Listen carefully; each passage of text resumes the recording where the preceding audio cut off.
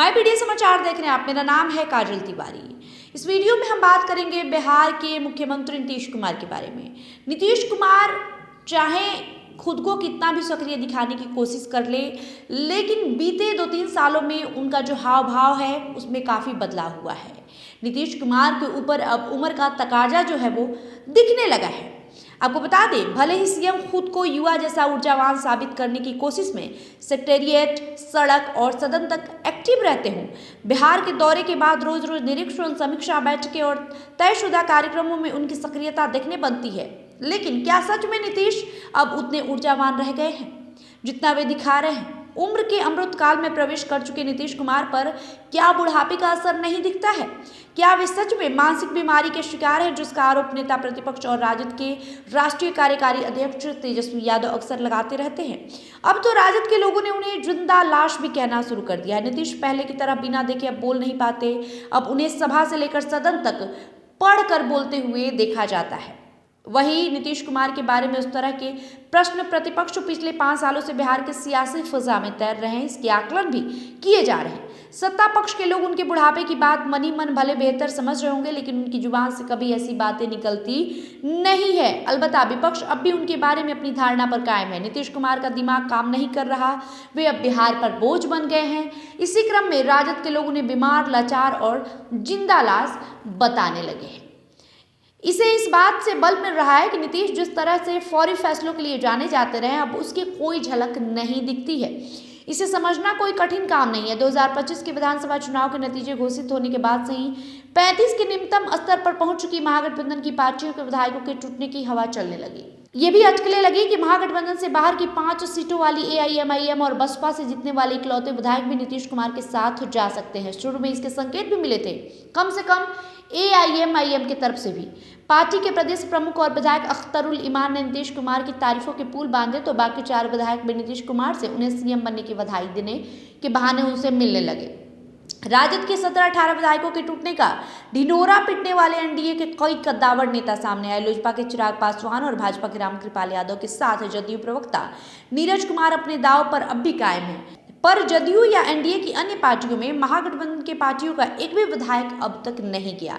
क्या जदयू का विस्तार नीतीश नहीं चाहते? एनडीए तो पूर्ण नहीं बल्कि भारी बहुमत मिला है। नीतीश कुमार को सबने सहर्ष सीएम स्वीकार किया। एनडीए में 89 विधायकों के साथ सबसे बड़ी पार्टी बनकर उभरी भाजपा को भी उनका नेतृत्व कबूल है। चिराग पासवान, जीतन राम मांझी, उपेंद्र कुशवाहा को उनके नाम पर कोई आपत्ति नहीं है। इसके बावजूद 2020 की 43 सीटों से उठकर 2025 में 84 पर पहुंचे जदयू का कुनबा नीतीश बढ़ा क्यों नहीं रहे हैं? ऐसा नहीं है कि उनकी ऐसी नीति नहीं रही है। 2017 में उन्होंने अशोक चौधरी समेत कई नेताओं को तोड़कर कांग्रेस का कबाड़ा कर दिया था। यहाँ की पिछली बार बसपा और लोजपा के इकलौते विधायकों को भी उन्होंने तोड़कर जदयू का कुनबा बढ़ाया था। पर इस बार ऐसा न करने के पीछे संदेह ये जताया जा रहा है कि अब वो फैसले लेने की मनस्थिति में नहीं है।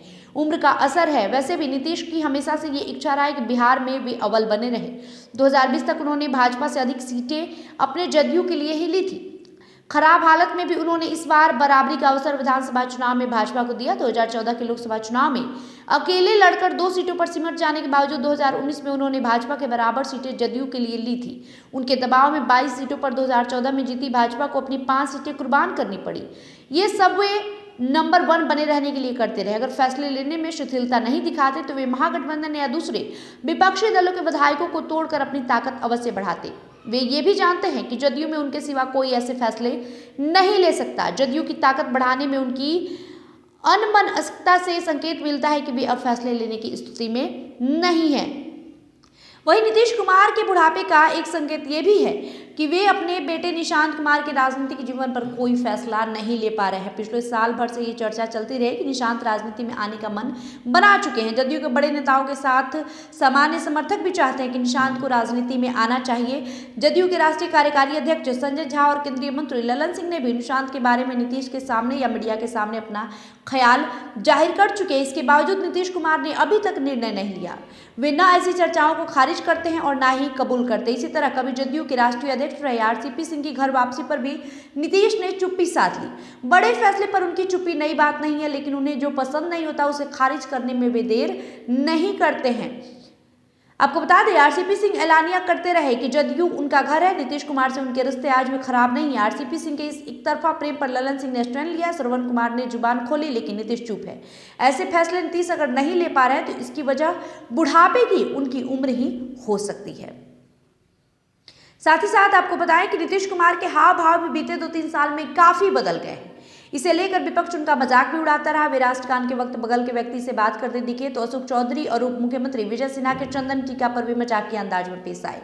बोलने में शब्दों का चयन वे नहीं कर पाते। सदन में महिलाओं को लेकर उनकी टिप्पणी भी चर्चित रही।